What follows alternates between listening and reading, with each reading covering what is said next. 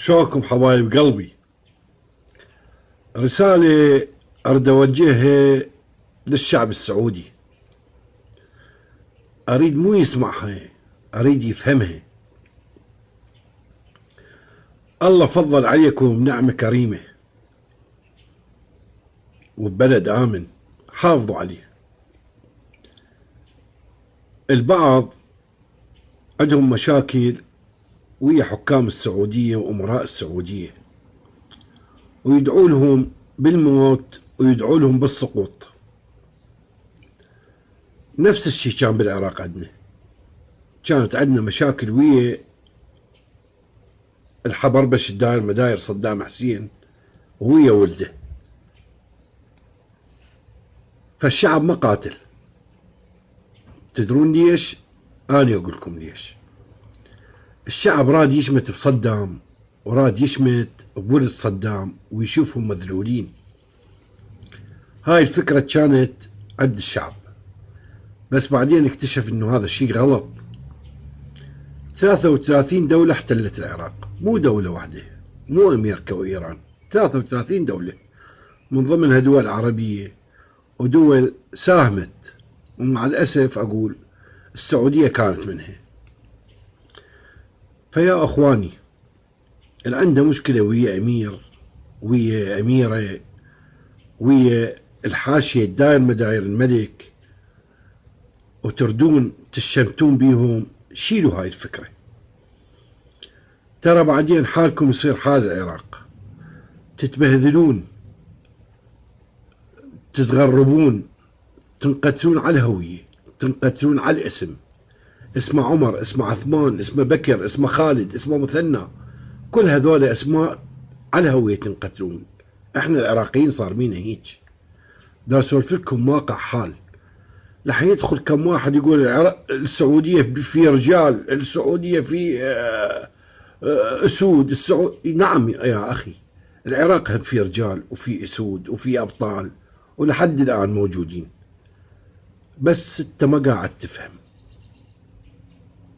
اللي حيجيكم غزو فارسي، حدودكم حاليا مع كربلاء والنجف مو عراقية، فارسية.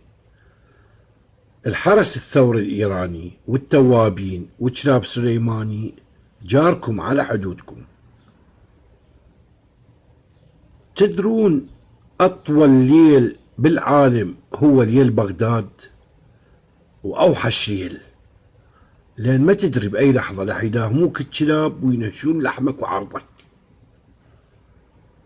ما أريد أدخل تفاصيل، بس ثقوا واعتقدوا حتى بمستشفيات الدولة بداية السقوط بلشوا يطبخون بشر ويوكلوهم للمرضى، بلشوا يشقون أحشاء بشر ويقطعون ولده ويحطوه بأحشائه، بلشوا يقطعون ذكر الرجل ويخيطوه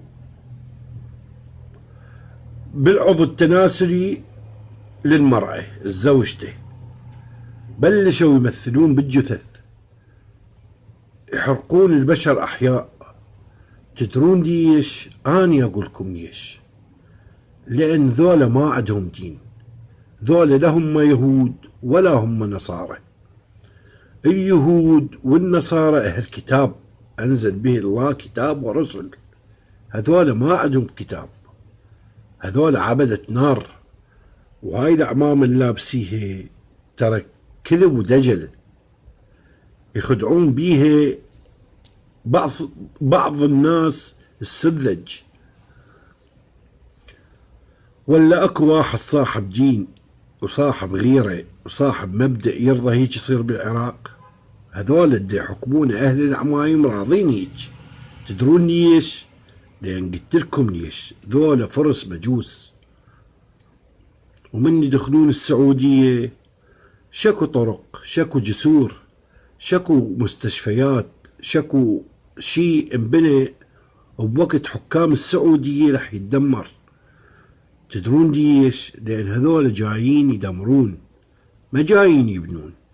وعندكم الدليل، العراق 14 سنة من بنى بيه مدرسة، من بنى بيه مجمع سكني، بيت، ليش؟ لأن ذولا جايين يدمرون، وفعلا بس دا يدمرون، وبس القتل والتسريب. وكل بيت بيه بلاعة. العراق بيت بيه بلاعة، السعودية بيت بيها بلاعة. رح تظهر هاي البلاعة شو تسوي؟ تدمر السعودية تدمير كامل.